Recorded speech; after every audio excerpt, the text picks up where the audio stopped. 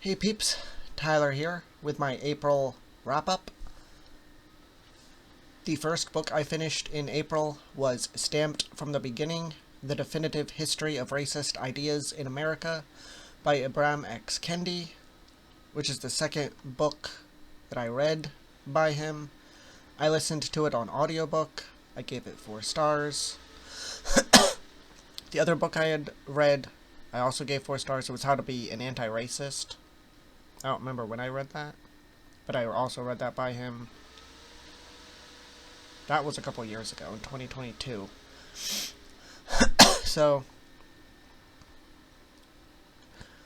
I didn't actually say anything in the review, which is normal because it's an audiobook, and I don't review every book I read anyway. But like I said, I did give it 4 stars. I learned a lot from it. I listened to it. So, that was Stamped from the Beginning. Then the next book I read was Citrus Plus Volume 5. I assume you can see that. I can't actually see the thing at the moment. Which I gave 5 stars. And that's a Yuri manga. And Citrus Plus is actually like the sequel series, because Citrus, just regular Citrus, is the original series, and there's 10 volumes, and then now we're on volume 5 of Citrus Plus. Then I read Unfuck Yourself, Get Out of Your Head and Into Your Life by Gary John Bishop. I loved this book. I actually did review this book on YouTube. I'll leave the video link in the description. So I gave that 5 stars. Kick in the ass I needed. Sadly, it ends on a bad note, because I noticed in Audible Plus that this book in a couple days is going to go off Audible Plus, and it had been on my thing forever because... Anyway, it's Beast by Brie Spangler. I'll read the synopsis. A witty, wise, and heart-wrenching novel that will appeal to fans of Rainbow Rowell and David Levithan. Never read either of those. Tall, meaty, muscle-bound, and hairier than most throw rugs, Dylan doesn't look like your average 15-year-old. So naturally, high school has not been kind to him. To make matters worse, on the day his school bans hats, his preferred camouflage, Dylan goes up on his roof only to fall and wake up in the hospital with a broken leg and a mandate to attend group therapy for self-harmers. Dylan vows to say nothing and zones out at therapy until he meets Jamie. She's funny, smart, and so stunning, even his womanizing best friend JP would be jealous. She's also the first person to ever call Dylan out on his self-pitying and superficiality.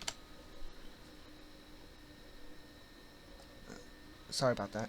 As Jamie's humanity and wisdom begin to rub off on Dylan, they become more than just friends, but there is something Dylan doesn't know about Jamie. Something she shared with the group the day he wasn't listening.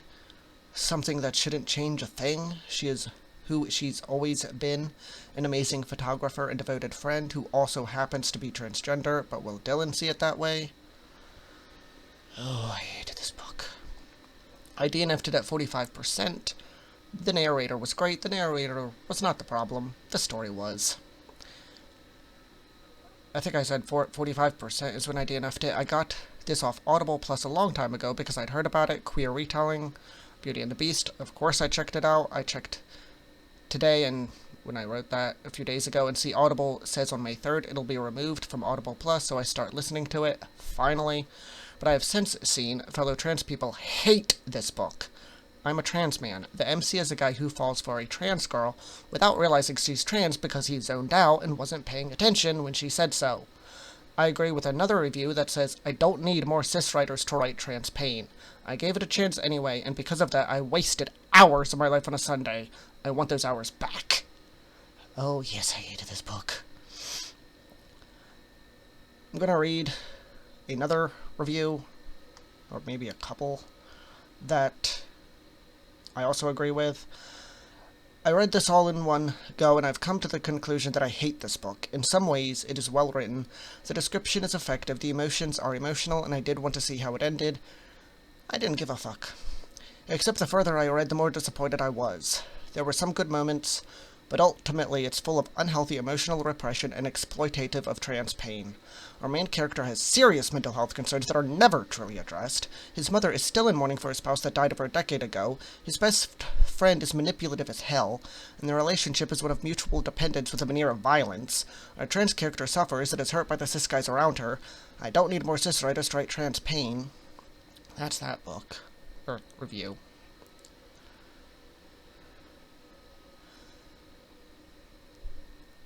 And so, the reviews I'm about to read might spoil shit. I hated it so much I don't care, but if you'd rather not, skip ahead or thank you for watching anyway. But again, these are other people's reviews. I just liked the reviews and agree with them. I got a review copy / e-galley of this book and was so excited to read it. YA with trans characters is close to my heart and we need more of it. Same, and we need it to be good. Sadly, I had to drop this book about halfway through. Same, the protagonist, a troubled teen boy with an anger problem, has spent half the book angry at the world, then in love with the first girl who was nice to him. He wasn't listening when she told him about herself when they met, so halfway through the book when someone points out that she's a trans girl, he flips out. He's cruel to her, smashes up his basement, including the trans his father collected for him before he died of cancer when the protagonist was 3. Since was young, the anger and hurt at being lied to by trans people is such a toxic meme that centering the experience of a cis dude getting angry and violent about a trans person identity, even though the book is clearly intending on him learning a lesson, is something I can't get behind. And, when I stopped, and it was just getting worse and worse and worse, I'm like, oh, fuck no, he cannot redeem himself in my eyes. This is way too far. It wasn't, like, a slightly bad reaction. It was extremely toxic and violent. It's like, no.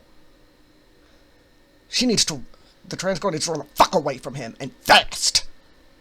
Oh god, I hated this book. It's potentially damaging for trans kids to feel that they should expect this reaction, and be patient, hope to ride it out if they experience it. And remember, it's a romance. They get together by the end! And it validates a reaction that is dangerous to trans women. There are lots. Not only validates it, it fucking romanticizes it if they get together in the end. Like, oh no, oh fuck no. There are lots of YA books with trans protagonists out there that actually center their feelings and experience. Try one of those instead of this shit. The review doesn't say shit. I said that. It says of this one. And the last one I'm going to read.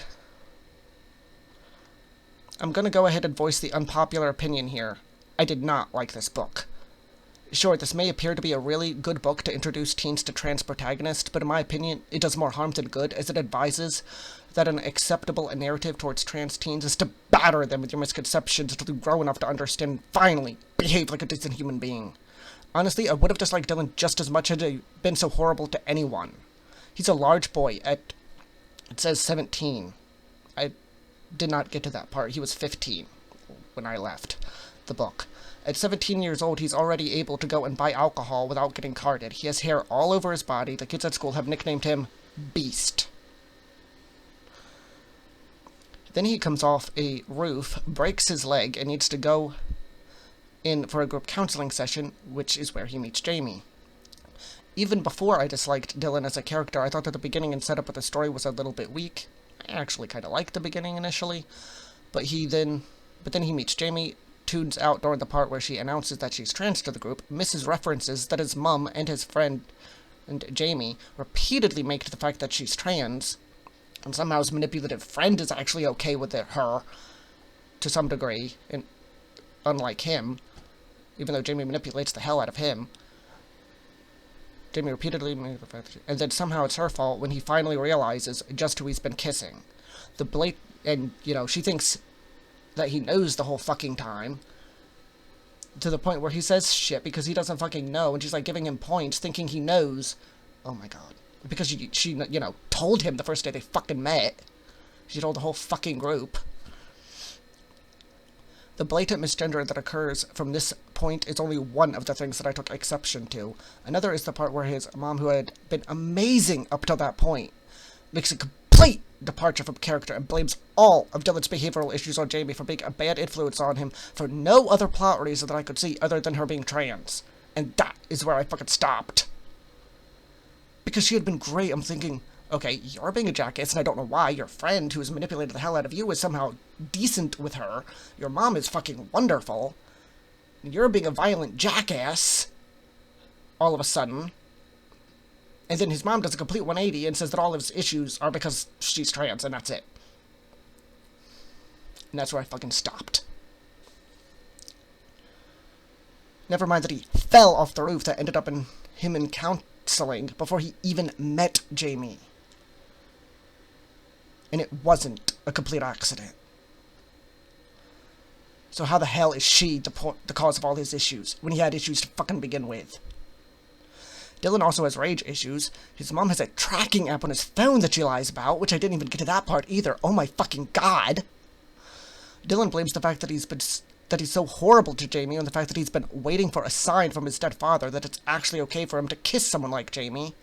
It seemed like this was going to be a young adult Beauty and the Beast retelling, and I see some reviews that stand by that, but I don't understand how any writer of LGBT fiction could be so unaware or uncaring of the tropes that exist all around trans acceptance narratives in their attempt to write this Beast story. You know, the more I list out problems I found with this novel, the more I realize it needs to go down to 1 star. I guess they rated it, like, maybe 2 to begin with. I almost put down this book multiple times, but needed to actually see if the book redeemed itself by the very end. Considering I looked up reviews, I did not need to fucking know. It didn't. I think that the only thing I could have accepted after the rest of what happened would have been Dylan and Jamie putting aside any hope of a romance between them and just being friends. That might have been okay, but of course that's not what the fuck happened. Why did they need to be pushed into a romantic relationship at the end when Dylan's being with Jamie was so dependent on what other people thought, and Jamie's own self-esteem didn't seem to matter to anyone at all? I wanted to curl around her and reassure her that everything would be fine if she just got away from all these toxic people in her life. I will say that the characterization of Jamie as a young trans woman was the one perfect depiction of the story. Now I've gone off way long enough for that fucking book.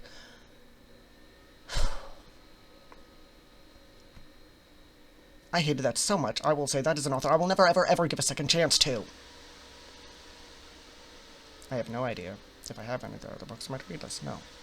Thank God. So, moving on, finally. That was, like I said, that was the last thing that I read, or that I finished in the month of April. Because I'm reading multiple books at once. Like, books that I am currently reading at the moment is also because of that Audible Plus thing. It's going off in a couple of days. I'm listening to The Story of Greece and Rome by Tony Spawforth, because I am working, or actually I'm not working on it yet, I'm planning it. Another work in progress, once I actually start it, that involves snails to some degree. I'm reading Slugs and Snails by Robert Andrew Duncan Cameron. You can find all the books on my Goodreads currently reading list. But I'm reading that on Kindle because that's an expensive book. But it's a nonfiction about slugs and snails. So, and I'm also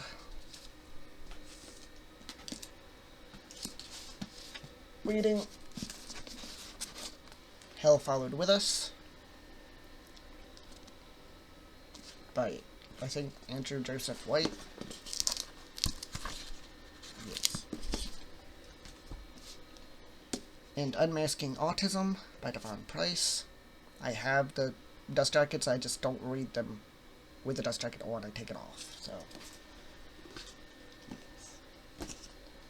Obviously you can see I'm not, like, incredibly far in either of those, but I am enjoying them both so far. As for, I watched one movie, actually, because I don't watch a lot of movies. It's like a thing with me. I want to watch movies, and I hardly ever do. I did finally watch one. I watched Train to Busan. I don't think I said that right. But I gave that 5 stars on Letterboxd. Holy fuck, I was constantly crying throughout that movie. My memory for movies is shit. So I can't really say much. And it's an older movie anyway. I think it was from like 2016. At any rate, I loved that book, or that movie. I don't tend to go after stuff with zombies, because, like, I really don't give a shit about your average overdone zombie story. But this was not like that at all. It was extremely emotional, And the characters and the zombies were scary as fuck, because they were different than usual.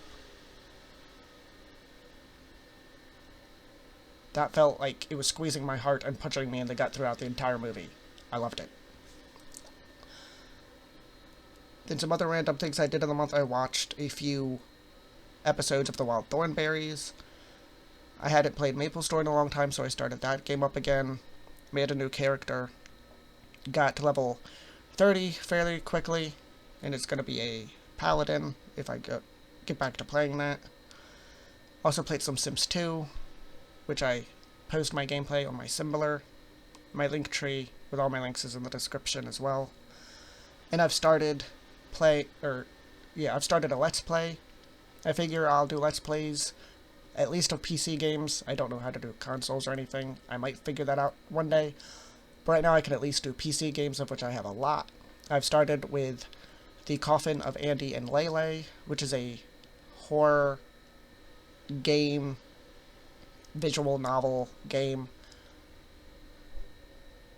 I have 3 parts of that up so far. 1 or 2 more, and I might actually have what's already out finished. Because there's also another episode that's not yet in it. But yeah, I'm enjoying that so far. And that's all I have for April wrap-up.